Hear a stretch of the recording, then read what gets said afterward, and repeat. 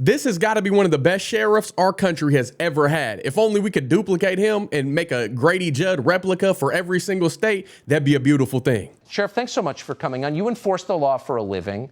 When violent mobs of civilians demand punishment for people outside of our legal system, what happens to the country? Well, it breaks down the entire system. You know, we are a democracy because of our rule of law. And the republic fails to exist if we don't respect that republic and that law. And it's the beginning of the breakdown of the entire system, Tucker. So, I mean, if your job, and I assume if, you work for the government at any level, local, state, federal, your job by definition is to preserve the system that we all, I thought, believed in. How do you, if a mob shows up at a witness's house and smears pig blood on it, do you ignore that? Not in the state of Florida, we don't. We lock them up. We put them in jail. There's specific laws against that. Trespassing, intimidating the witness, interfering in the trial. It is offensive to me as an American to think that anyone could do that and get away with it. I guarantee you that won't happen in the state of Florida, and it won't happen in this county. They'll go to jail before quick. I believe you, and that's one of the reasons so many people are moving to Florida right now.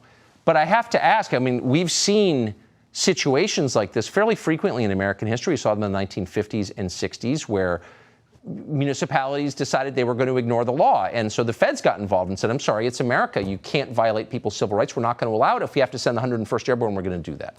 That's not even under consideration here. The Justice Department of the Biden administration is doing absolutely nothing. What do you make of that? Well, certainly I hope that the Attorney General Garland recognizes and upholds his oath to the Constitution. We all take an oath to support the Constitution and individual rights of everyone. People have the right to protest. They have a right to be angry with the government. They don't have a right to be violent. They don't have a right to attack government officials. They don't have a right to interfere in trials when people are trying to get a fair trial in the United States of America. We protect that right in the state of Florida. Governor DeSantis is very strong. We're very strong. We do what's right in Florida all the time. That's a guarantee.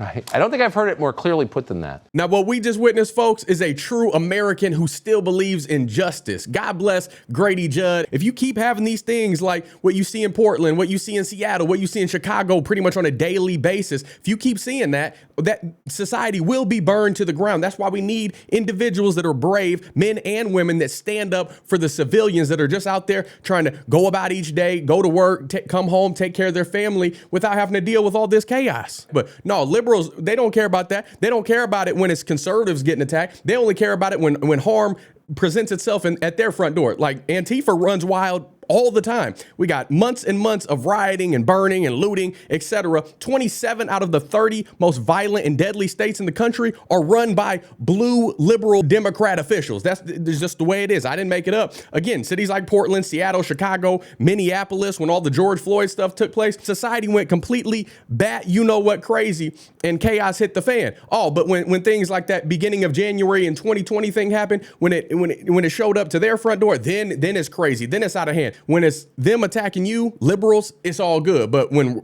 red voters start to fight back, protest, stand up for what they believe is right, stand up for the Constitution, the freedoms that we've been blessed with here in America, all hell's broken loose. And they cry for law enforcement, they whine, and what happened to all the chants calling cops pigs and racists, et cetera, and so on, saying their lives don't matter, but black lives do. Oh, but that's right. When you're presented with harm, when you don't know how to defend yourself, then you want to call on them. Then you want to cry wolf and say, oh, no, we respect you. We need you. So don't you dare try to attack law enforcement. Don't you dare try to paint the picture like they're out to get a certain pigmentation, because they're not. They're there to do their job. Don't interfere with their business. If it doesn't affect you, doesn't concern you, not impacting your day-to-day, they didn't harm you, stop talking about it. Stop getting on Twitter and doing all this whining and crying, because life doesn't really operate that way.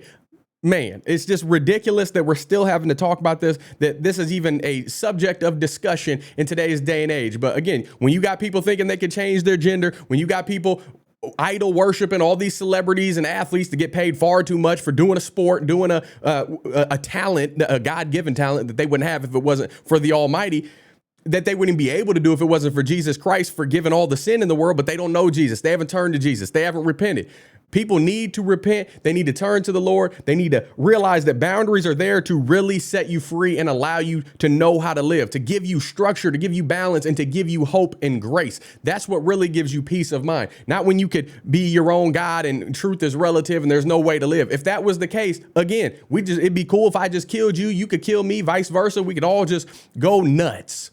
But people don't understand that. We need some common sense. We need some logical thinking. We got to do better. And if people don't respect law enforcement, what do you think is going to happen? Because you can't govern this country by yourself. You can't call on a social worker. You can't call on Joe Biden. You can't call on Kamala Harris. You can't call on Nancy Pelosi when she was still the Speaker of the House. You can't call on these people. You call on the officer in your local department. That's what you call. Those are the people there to serve and protect. They're not there to harm, not there to discriminate, not there to erupt into any other scenario other than to keep you safe and get you going on about your day. And if you stumble, if you fail to respect the speed limit or whatever law is in place, just simply be polite, go along with what they tell you, fight it in court, live to fight another day, get home to your family and proceed, push forward. Don't push back against them because you're never going to win. It's not going to work out in your favor. I just don't understand how they can't grasp that. Yes, if you put yourself in a situation, in a scenario to where the officer has to get violent just to get you to shut up, just to get you to cooperate, you get what you deserve. That's exactly what happens. If you act a certain way against what's the righteous path, if you act a certain way that's against what the law says you're supposed to do, consequences happen, repercussions happen. But these kids, these people, they were never spanked as a child. They were never directed as to though, this is how you operate.